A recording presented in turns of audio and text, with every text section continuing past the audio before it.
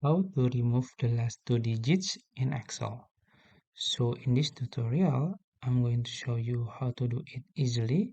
We will use two functions, left function and len function. So first we have to insert the function. You can go to formula step and click insert function here.